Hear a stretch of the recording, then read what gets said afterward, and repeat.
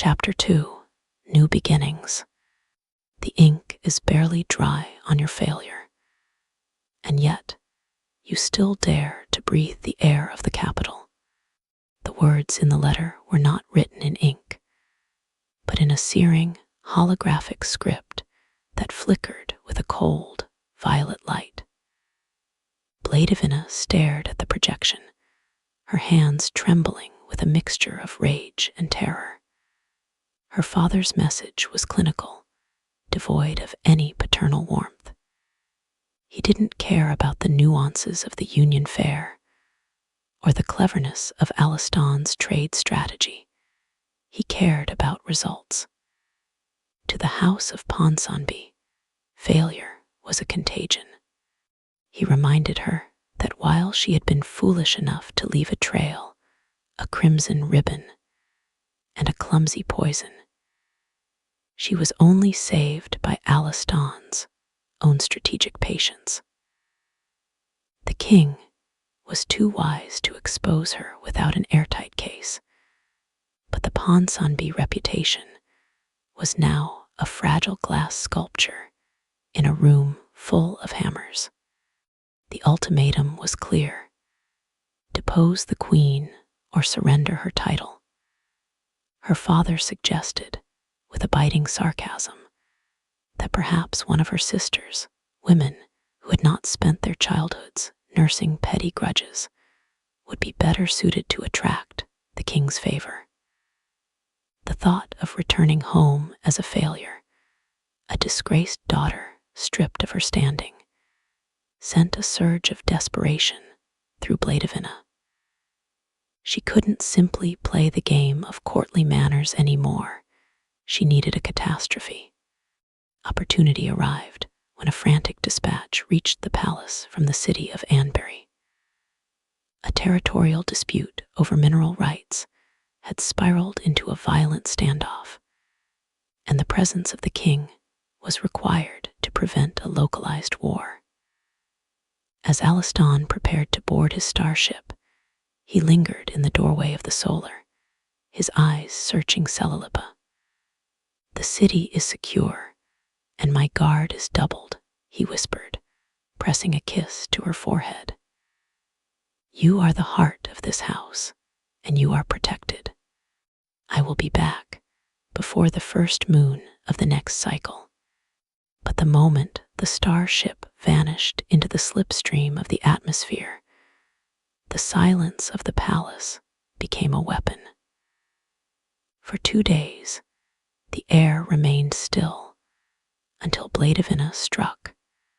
It began with a series of orchestrated accidents: grain shipments diverted, suspected Ponsonby spies planting forged documents that painted Celilipa as a foreign agitator seeking to bleed the treasury. Blaidevina didn't just whisper, she roared, inciting a mob of disgruntled lower-tier nobles and peasants who suddenly saw the queen not as a bridge, but as a parasite, an assassination attempt. A bolt of concentrated plasma fired from the rafters during a public hearing narrowly missed Celilipa's throat. But the chaos that followed was exactly what Blaidevina wanted. As the city descended into a frenzy, Celilipa realized the betrayal ran deeper than politics.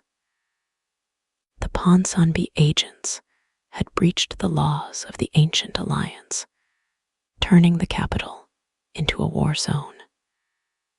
When she attempted to send a distress signal to Alaskan, she found the communication arrays dead, silenced by a Ponsonby jamming frequency.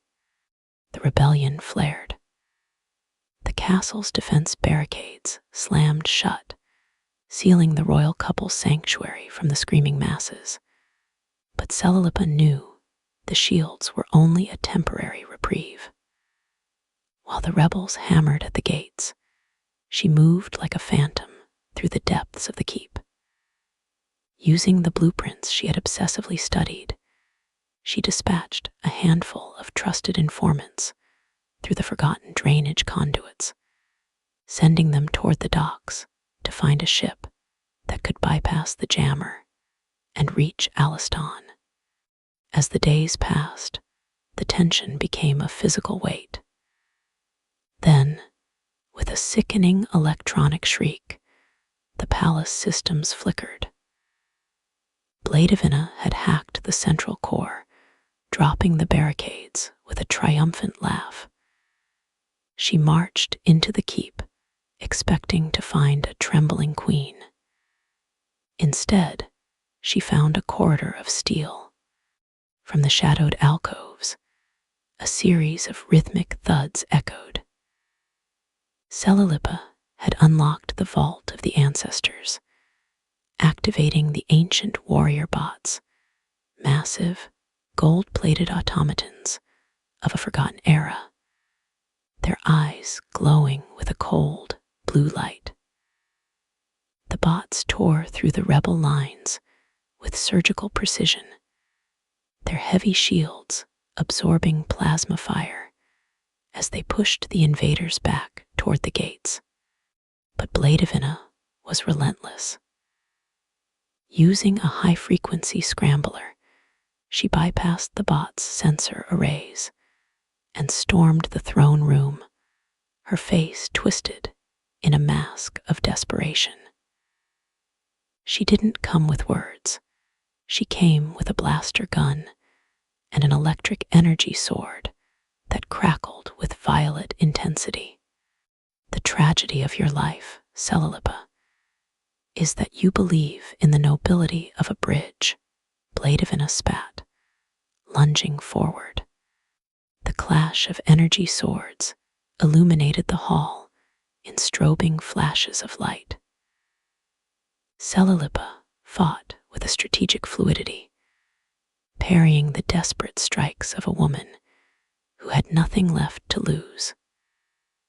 Just as Blaidevina prepared a crushing overhead blow, a sound tore through the air, the deep, resonant blast of the old Astrian signal horn. The sound echoed from the landing pads, signaling Alaskan's return. He had not come alone. The horizon was filled with the silver ships of the allies he had rallied, their descent like falling stars. Seeing the rebellion crumble around her, Blaidevina's eyes went dark. In a final, feral surge of rage, she ignored the tactical reality of the room and lunged at Celilipa. If I cannot rule through you, I will rule over your corpse. The two women locked blades, the violet and blue energies humming in a violent vibration. With a sharp twist of her wrist, Celilipa used Blaidevina's own momentum to throw her backward, sending the Ponsonby scion crashing into the marble tiles. Before the guards could swarm her, Blaidevina reached for the transporter stick hidden in her sleeve. With a desperate click, a flash of blinding white light engulfed her, whisking her away to the distant reaches of Ponsonby, just as Alaskan burst through the throne room doors. He didn't stop to check the damage to the hall, throwing himself into Celilipa's arms with a desperation that spoke of the terror he'd felt while racing back. They stood for a long moment amidst the wreckage of the rebellion, the silence of the room finally outweighing the echoes of the battle. The aftermath was swift and merciless. With the evidence of the great severing and the hacked palace systems laid bare, Alaskan did not merely reprimand the House of Ponsonby, he dismantled their influence. Within 24 hours, the betrayal was broadcast across the quadrant. The House of Ponsonby was stripped of its standing, their titles rendered meaningless by a royal decree that echoed through every court in the realm. The fallout rippled outward. Seeing the depth of the Ponsonby treachery, the other kingdoms of Floria realized that the rot had spread further than just one house. In a coordinated wave of diplomatic severing, the various realms broke their alliances with Riondal, leaving the once proud empire excommunicated. The House of Ponsonby and the state that sheltered them found themselves in the very position they had tried to force upon the capital. Isolated, starving for influence, and utterly alone in the cold void of political exile.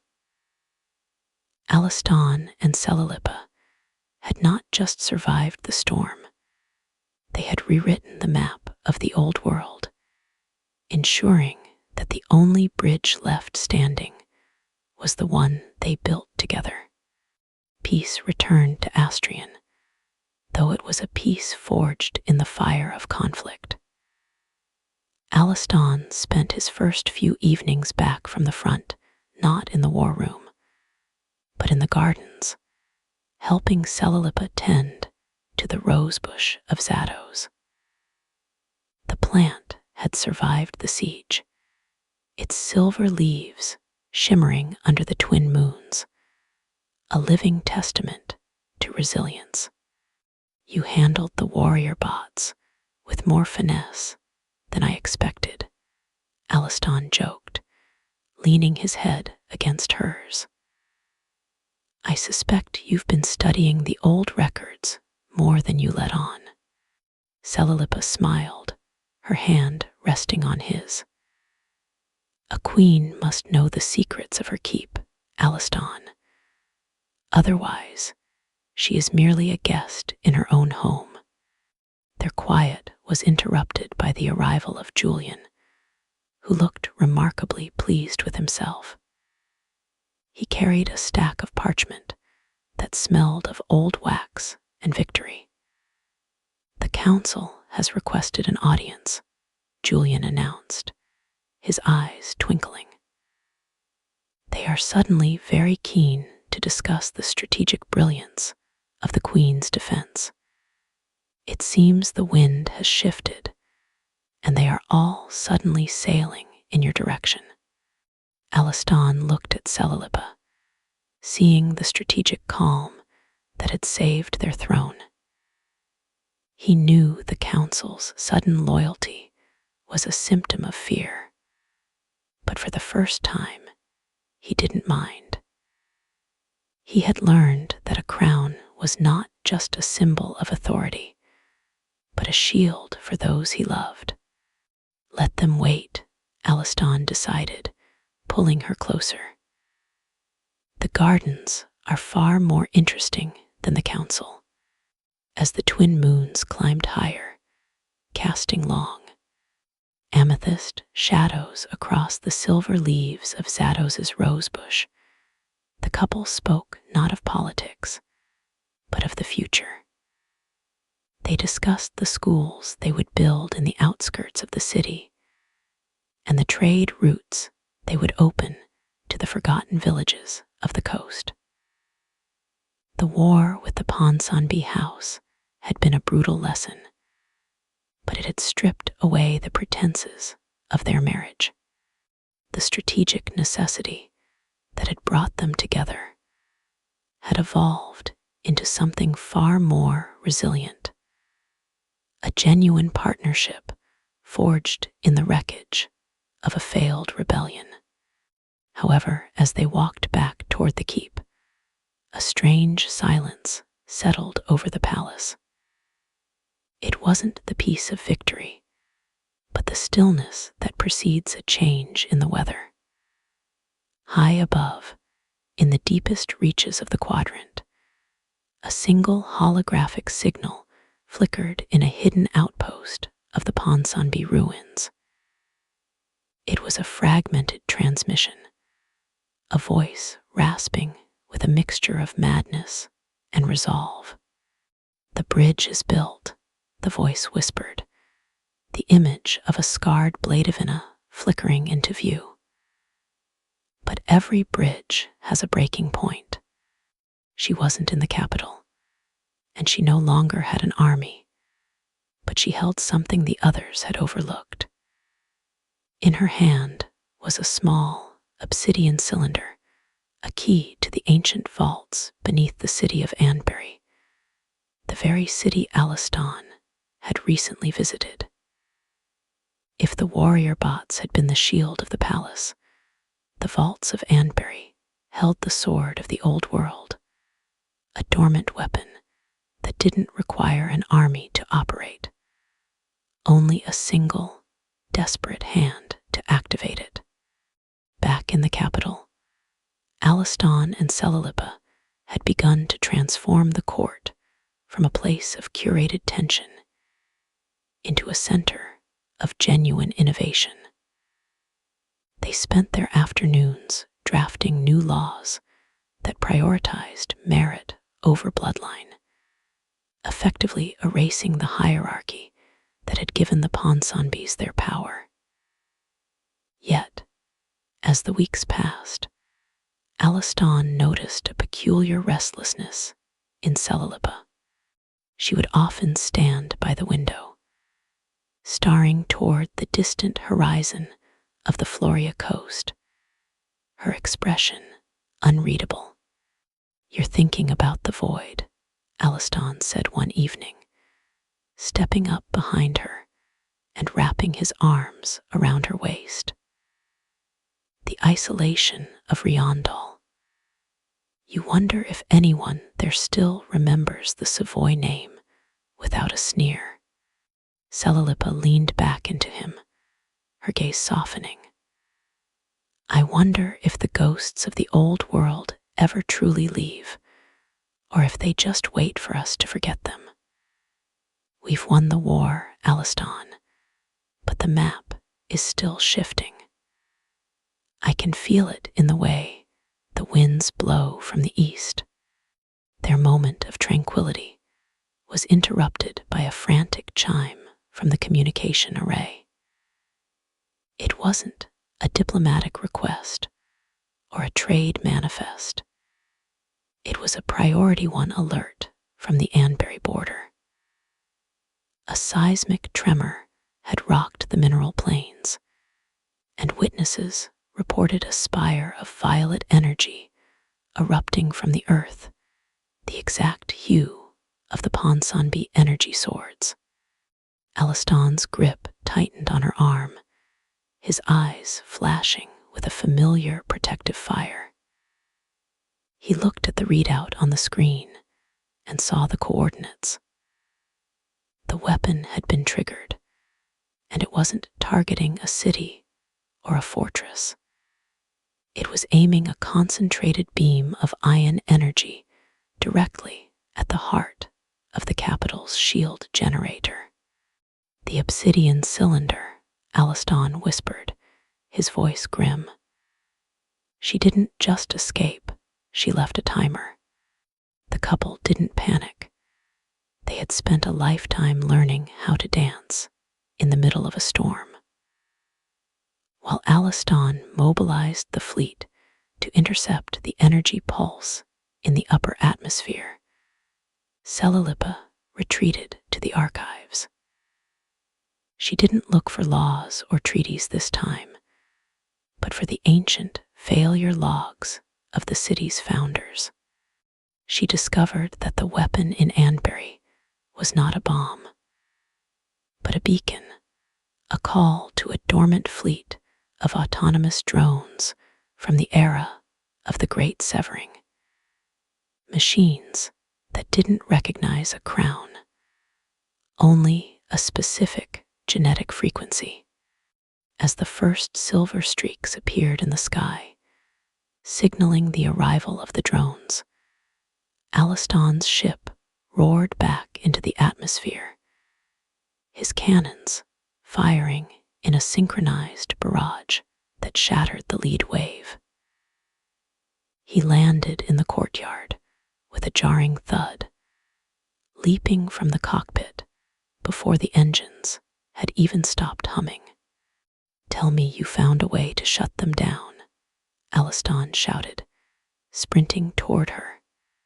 "The frequency is keyed to the Ponsonby bloodline," Celilipa replied, holding up a modified signal jammer she had cobbled together from the remnants of the warrior bot's control panels. "The drones are looking for a master. If I can mimic the Ponsonby signature for just 10 seconds, I can command them to power down." Alaskan stopped, his eyes narrowing. "The signature requires a physical catalyst, a drop of blood or a biometric scan. You can't mimic that with a circuit board." Celilipa looked toward the distance where the Ponsonby estates lay, then back at the obsidian cylinder she had recovered from the ruins of Anbury. "The cylinder isn't just a key to a vault, Alaskan. It's a genetic reservoir. It contains the frozen essence of the Ponsonby founders." As the remaining drones hovered over the city, their red eyes scanning for the foreign elements of the Savoy line to purge, Celilipa slammed the obsidian cylinder into the jammer. A surge of violet electricity arced through the air, momentarily masking the palace in a shimmering, ghostly veil. The drones paused, their sensors flickering from red to a confused, blinking amber.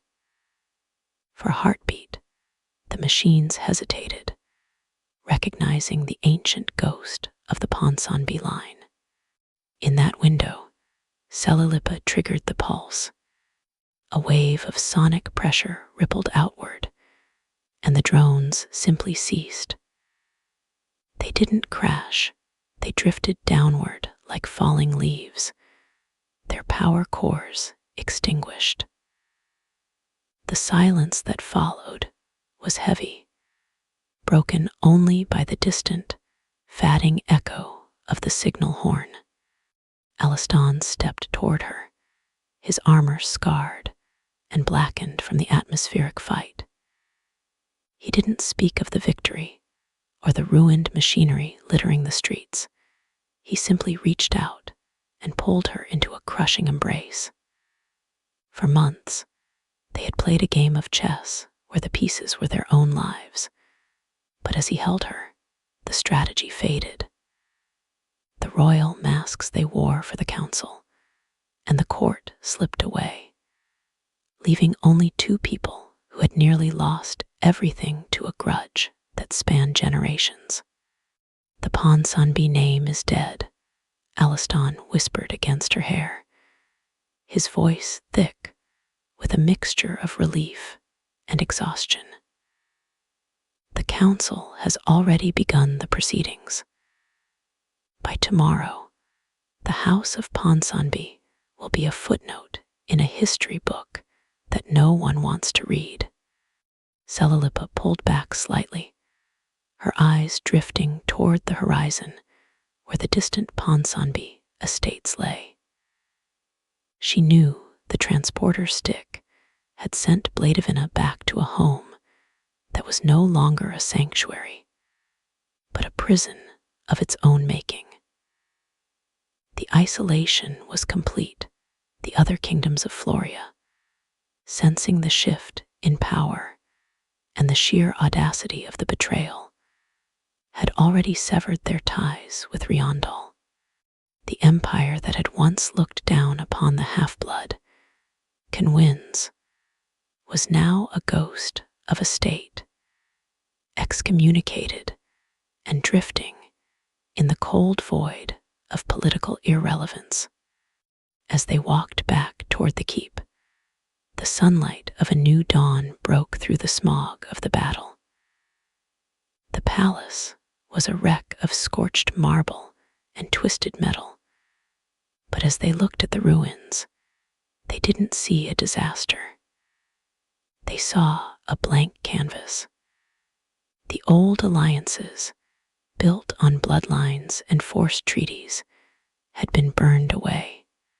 "We don't need a bridge to the old world anymore," Celilipa said, her hand finding his.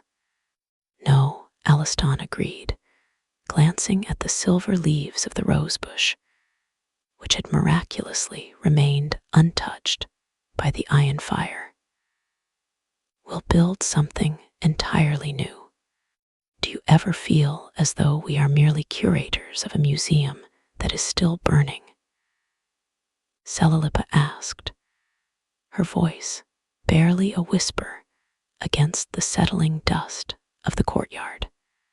Alaskan looked at the shattered columns and the scorched earth, the silence of the aftermath weighing heavy on his shoulders.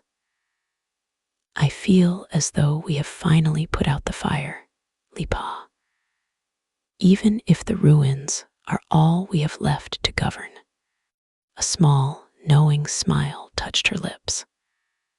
From a hidden seam in the navy fabric of her gown, she produced a device no larger than a pocket watch.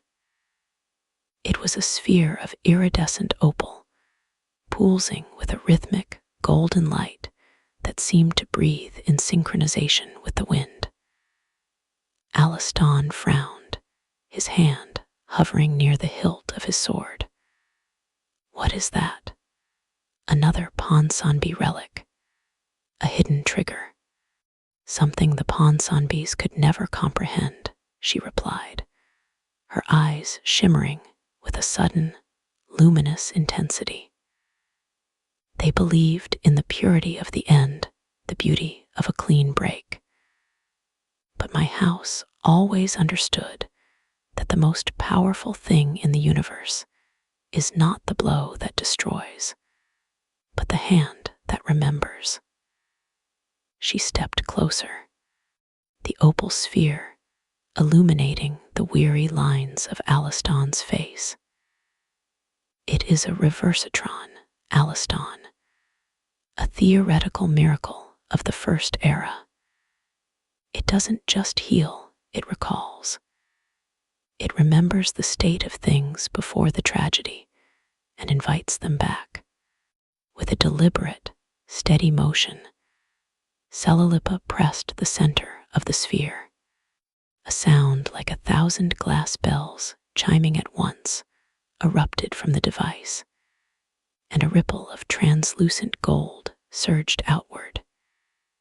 It moved across the courtyard like a tide of liquid light, flowing over the scorched marble and the twisted remains of the drones. As the wave passed, the ruins didn't just repair, they unfolded. The shattered columns of the palace rose from the dust, knitting themselves back together with a soft, humming vibration. The scorched earth turned emerald green in a heartbeat, and the smoke of battle was sucked back into the air, replaced by the scent of rain and blooming jasmine. Then came the people. From the edges of the city, figures began to phase back into existence, appearing like ghosts stepping out of a fog. A guard who had fallen during the siege blinked, his spear still raised, looking around with a confused expression, as if he had merely blinked and the world had shifted. The servants who had been caught in the crossfire of the iron pulse reappeared in the hallways, continuing their conversations mid-sentence, entirely unaware that for a few harrowing moments they had been nothing more than memories. Alaskan stood frozen, watching a young page he had known since childhood materialize a few feet away, adjusting his livery with a puzzled frown. He looked at Celilipa, the gold light of the reversatron still reflecting in her eyes. The kingdom had been restored, not as a remnant of the old, fragile hierarchy, but as a living entity reborn. The terror of the Ponsonby's final gamble had been erased, leaving behind a city that was whole, yet cleansed of the rot that had plagued it for generations. "You brought them back," Alaskan whispered, his voice thick with an emotion he couldn't name. "The Ponsonbys spent centuries perfecting the art of the end," Celilipa replied, her voice steady and warm. "They believed that to rule, one must first destroy. But the Savoys always knew that the greatest power is not the ability to conquer the future, but the grace to reclaim the past." With the immediate crisis dissolved into a shimmering mirage of victory, the couple walked through the restored streets. The air was sweet, the silence no longer heavy with dread, but light with a newfound curiosity. The people, though unaware of the exact moment of their erasure, felt a strange, lingering sense of clarity. The old prejudices, the ancestral grudges that had fueled the council's skepticism and Blaidevina's hatred seemed to have been muted by the golden ripple of the device. As they reached the great hall, they found the councilmen standing in a circle, looking at one another with an odd sort of bewilderment. They remembered the fight, and they remembered the terror, but the visceral need to undermine the crown had been replaced by a sudden, overwhelming sense of gratitude. They looked at Alaskan and Celilipa not as a strategic experiment or a risk of bloodlines, but as the only two people who had stood between them and the void. "The reports from the border have changed," Julian announced, jogging up to them with a look of profound relief. "The Ponsonby estates are gone, not destroyed exactly, but simply empty. It's as if the land itself decided it no longer wished to hold them." Alaskan looked at the horizon, where the distant mountains of Ponsonby now stood silent and still. He felt the weight of the crown on his head, but for the first time, it didn't feel like a burden of duty or a shield of defense. It felt like a promise. He turned to Celilipa, seeing the exhaustion finally catching up to her, and smiled. "I believe the council has a great many apologies to make," Alaskan remarked, his voice light. "And perhaps a few thousand crates of Riandalian oil to officially account for." Celilipa laughed, a genuine sound that echoed through the restored halls of the keep. "Let them apologize over dinner. I believe we have earned a few days of absolute silence." They walked toward their private chambers, leaving the nobility to their sudden realization of how close they had come to extinction. As the heavy oak doors closed behind them, the masks of royalty finally fell away. Alaskan leaned against the door, sliding down until he sat on the floor, his head resting against the wood. He looked up at his wife, who was already kicking off her silver shoes. "You knew about the reversatron," he said softly. "You knew you could fix it all." "I knew it was a possibility," she corrected, sitting beside him and leaning her head on his shoulder. "But the device only works if there is something worth saving. If we hadn't fought for the people, if we hadn't learned to trust one another in the ruins, the reversatron would have just brought back a kingdom of ghosts." The silence of the room was warm, a stark contrast to to the clinical cold of the council chambers. For the first time in weeks, there was no need to monitor the perimeter or scan for hidden frequencies. The air felt different, not just cleansed of smoke, but cleansed of the lingering bitterness of the Ponsonby legacy. "Do you think they'll actually change?" Alaskan asked, referring to the lords and ladies who had materialized back into their lives with a blink and a shrug. "Or will they just find new ways to be cruel once the novelty of the restoration wears off?" Celilipa reached out, tracing the line of a scar on his forearm, a remnant of the atmospheric battle that the machine had seen fit to keep, perhaps as a reminder. "The device restores the structure, Alaskan, but it cannot rewrite the soul. That part is still up to us. We have to lead them into this new beginning, or we'll just be curators of a more polished version of the same tragedy." Alaskan smiled, a slow, genuine expression that reached his eyes. He took her hand in his, feeling the steady, living beat of her pulse. The strategic alliance had become a partnership, and the partnership had become a sanctuary. He realized then that the most enduring victory wasn't the restoration of the walls or the return of the people, but the quiet certainty that he no longer had to face the world alone. The next morning, the sun rose over a capital that felt impossibly bright. The streets were bustling, the markets filled with the sounds of merchants who didn't remember the void, but felt an inexplicable urge to be kinder to their neighbors. In the royal gardens, the silver leaves of Zados's rosebush shimmered, catching the light of a day that belonged to no old house and no ancient grudge.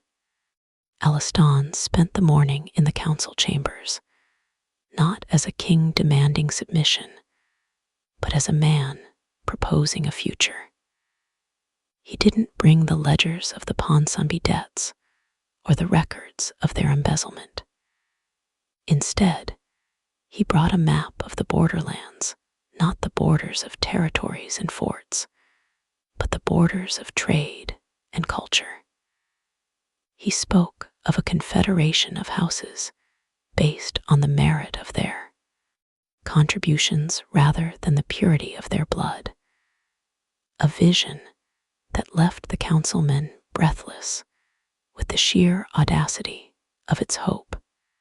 Celilipa stood by his side, her presence a silent, grounding force. She watched as the lords and ladies, once so eager to see their line falter, leaned in to listen. The air in the room was no longer thick with the scent of curated tension. It was open and expectant. For the first time in centuries, the nobility of Floria weren't looking backward at the ruins of the Great Severing, but forward toward a horizon they had forgotten how to imagine. As the session ended, Julian approached them, his face glowing with a mixture of awe and excitement. "The border reports are coming in, Your Majesty. The empty spaces where the Ponsonby estates once stood, they aren't just vacant land anymore. Something is growing, not the old forests, but something new. The peasants are calling it the Glass Meadow, and they say the soil is producing crops that grow in a single night." Alaskan looked at Celilipa, who squeezed his hand and winked. The reversatron had not just brought back what was lost, it had cleared the way for something that had never existed. The ghosts of the old world had finally been laid to rest, not with a sword, with a memory of what could be. Together, they stepped out of the hall and into the sunlight, walking not as heirs to a fallen dynasty, but as the architects of a world that was finally, beautifully, their own. In the quiet of their private solar later that afternoon, Alaskan found himself staring at the reversatron, now dormant and dim on the mahogany table. "It feels like a cheat," he admitted, his voice soft. "To simply erase the tragedy, to bring back the fallen, as if they were merely absent for a moment. Does it rob the victory of its weight if the cost was eventually refunded?" Celilipa leaned against the window frame, watching a group of children play tag in the courtyard below, children who, for a few terrifying seconds, had been nothing more than data in a machine's memory. "The cost wasn't the loss of the buildings, Alaskan.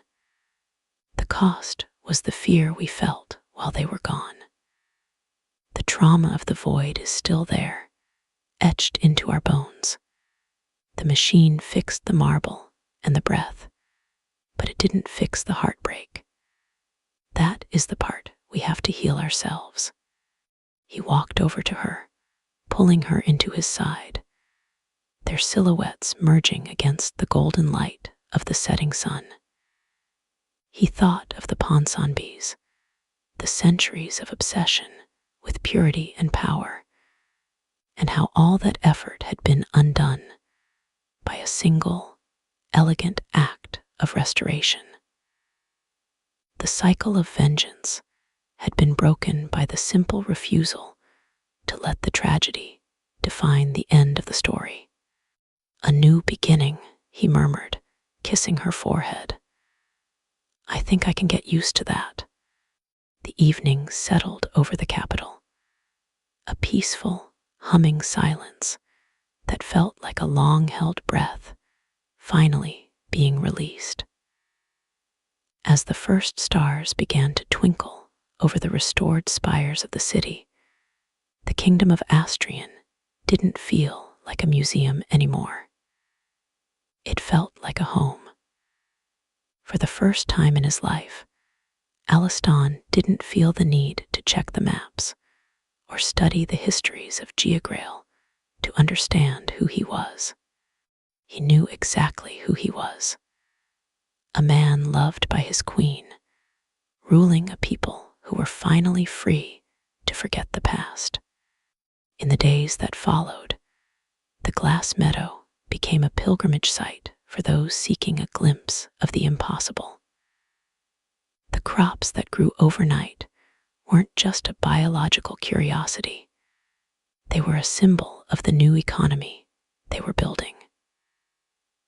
Alaskan and Celilipa spent their mornings in the gardens and their afternoons in the halls of government, dismantling the archaic laws of blood right and replacing them with a system of civic contribution. The councilmen, once the architects of their doubt, now competed to see who could be the most progressive, as if they were all trying to make up for the centuries of stagnation they had enforced. There were moments, however, where the shadows of the old world lingered. Alaskan would sometimes find himself staring at the spot where the iron grate had led to the conduits, remembering the cold dampness of the cellars and the smell of iridescent slime.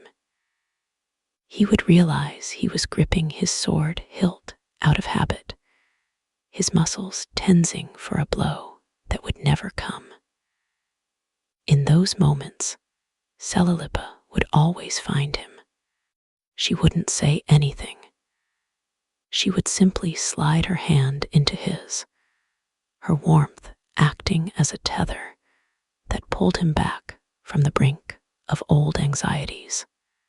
One afternoon, while walking through the refurbished archives, Alaskan found a dusty tome detailing the original fall of Giagrail. He read about the banners that had been ruined and the pride that had led to the exile of his ancestors. For a long time, he had viewed his life as a quest to reclaim that lost honor, to prove that the blood of Zados Beelze was still worthy of a crown. But as he looked at the faded ink, he realized that the honor didn't lie in the bloodline, but in the act of building something where nothing had existed. He closed the book and left it on the shelf, not as a relic to be guarded, but as a history to be remembered. He walked back to the solar where Celilipa was waiting, the light of the new world bathing the room in a soft, amber glow. He didn't need the ghosts of the past to validate his reign. He had the living, breathing reality of the present. Together, they stepped out onto the balcony, looking out over a kingdom that was no longer a bridge between two legacies, but a destination in its own right. The transition was not without its quirks. The glass meadow continued to produce flora that defied botanical logic, flowers that hummed when the wind touched them, and vines that grew in geometric patterns. These anomalies became the new centers of study for the kingdom's scholars, turning the former Ponsonby lands into a hub of scientific discovery rather than a bastion of ancestral purity. The nobility, once obsessed with the correctness of their lineage, now obsessed over the correctness of their agricultural yields and the efficiency of their new trade guilds. As the first anniversary of the Great Severing approached, Alaskan and Celilipa decided not to hold a royal gala. Instead, they opened the palace gates to every citizen of the capital. There were no choreographed dances or rigid hierarchies of seating. There were only long tables of food, music from the streets, and a shared sense of disbelief that they had survived the void.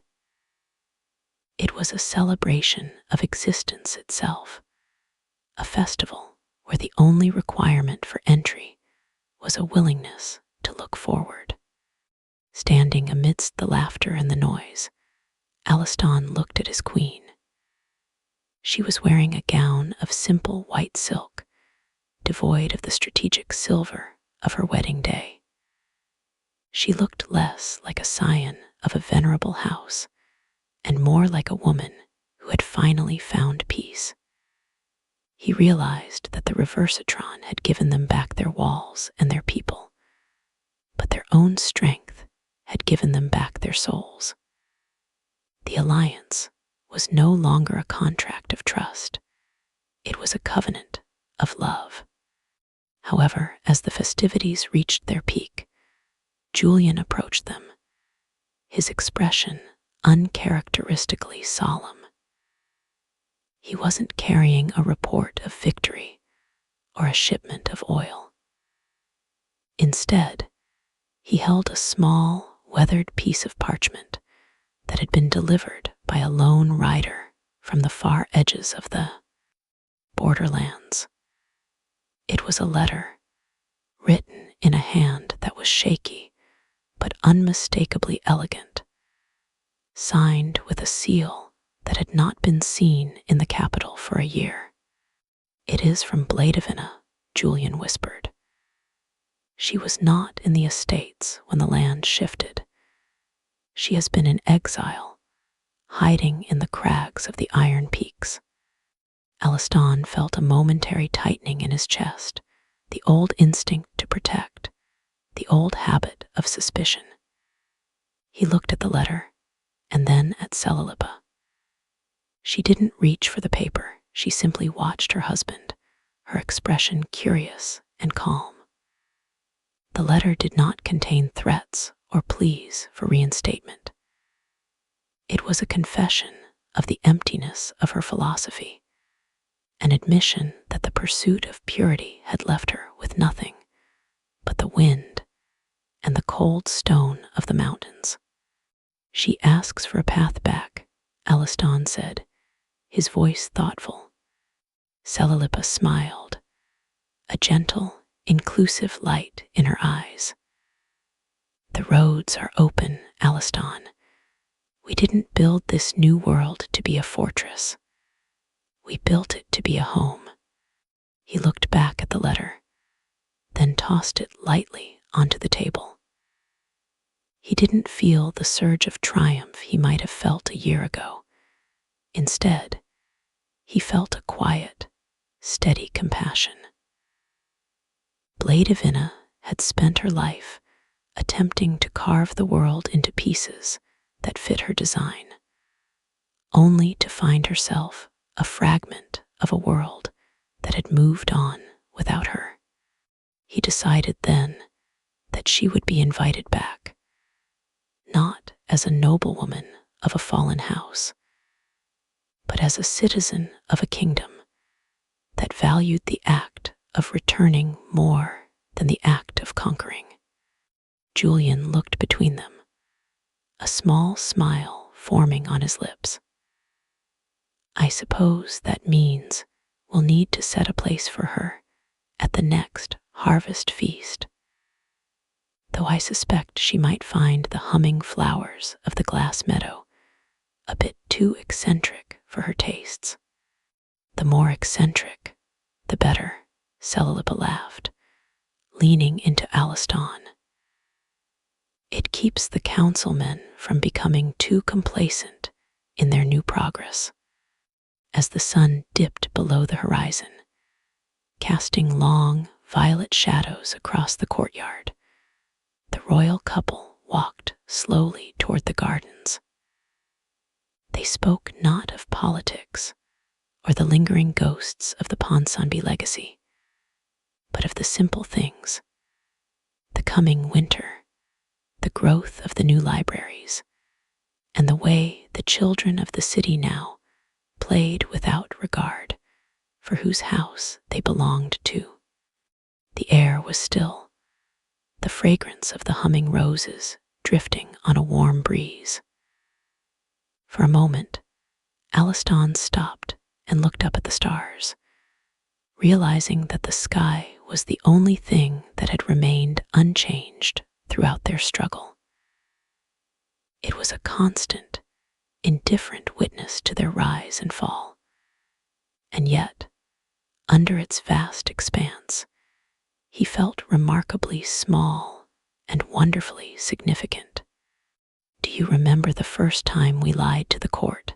he asked, his voice barely a whisper. "About the horses, the sovereign's attunement." Celilipa chuckled, her hand slipping into his. "I remember the look on the councilmen's faces. They were so desperate to believe in a miracle that they ignored the smell of poison. It was the first time I realized that people don't actually want the truth. They want a story they can live with. And now we give them a story they can actually live in," Alaskan replied. Their quiet reflection was interrupted by the distant sound of a horn, a signal from the city gates. A small caravan was arriving, not of merchants or diplomats, but of refugees from the Iron Peaks. Among them, though veiled in a heavy cloak and walking with a hesitant, fragile gait, was Blaidevina. She did not arrive with the fanfare of a noblewoman, nor with the desperation of a beggar. She arrived as a ghost, returning to a world that had learned to breathe without her. Alaskan and Celilipa met her at the gates. There were no guards, no shackles, and no accusations. There was only the open expanse of the city, the shimmering lights of the glass meadow in the distance, and the welcoming arms of a king and queen who had learned that the only way to truly defeat an enemy was to make them unnecessary. Blaidevina stopped before them, her eyes scanning the skyline. She looked for the ruins she had hoped to see, the scars of the great severing that she assumed would permanently mar the city's pride. Instead, she saw a metropolis that looked as if it had been painted by a dreamer. The spires were intact, the markets were overflowing, and the people she had believed were erased were laughing in the streets. The shock on her face was visceral. It was the look of a woman who had played a game of chess only to realize the board had been replaced by a garden. "How," she whispered, her voice raspy from the mountain air. "The void, the collapse. I saw the foundations shatter." Celilipa stepped forward, her expression devoid of the predatory spark that had defined their early conflict. She reached out, not to seize power, but to offer a hand. "We didn't just rebuild Blaidevina, we remembered. And in remembering, we found a way to bring back not just the stone, but the spirit." The Ponsonby scion looked at the hand offered to her, then back at the city. For the first time in her life, the rigid hierarchy of her upbringing offered her no answers. She was no longer a player in a game of power because the game itself had been abolished. She felt a strange, terrifying lightness, yet the realization that she wasn't free of her own hatred. As Blaidevina slowly reached out to take Celilipa's hand, the first moon of the new cycle rose over Astrian. The kingdom was no longer a fragile alliance of Savoy and Conwyn, nor a remnant of Giagrail. It was a living experiment in grace. As the three of them walked together toward the palace, the humming flowers of the meadow began to glow, casting a soft, iridescent light over the path, guiding them all toward a future where the only legacy that mattered was the one they chose to create together. The evening feast was a sprawling affair, a tapestry of voices from every stratum of society. Blaidevina sat at a modest table, flanked by the very merchants she had once tried to bribe, and the peasants she had viewed as mere scenery. She ate in a stunned silence, watching Alaskan and Celilipa move through the crowd. They didn't command the room with authority, they belonged to the room. Their power had shifted from the weight of a crown to the strength of a bond that had been tested by void and flame, and she despised it. Julian approached the royal couple, his voice low and genuinely moved. "The city is singing, your majesties. Not just the flowers, but the people. I've never seen the councilmen look so human. They're arguing about poetry and philosophy instead of tariffs and bloodlines." Alaskan leaned back, watching the celebration with a quiet, profound satisfaction. He thought of the maps he had studied as a boy, the histories of ruined banners and exiled princes. He realized that the true tragedy of Giagrail hadn't been the loss of its land, but the obsession with its ghost. By letting go of the need to avenge the past, he had finally found a way to honor it. "It's a strange kind of victory," Alaskan murmured to Celilipa, pulling her close as the music swelled around them. The best kind, she replied, resting her head on his shoulder. The kind where no one has to lose for someone else to win. Meanwhile, Blaidevina once again plotted, but she would bide her time to strike against the kingdom that destroyed the House of Ponsonby.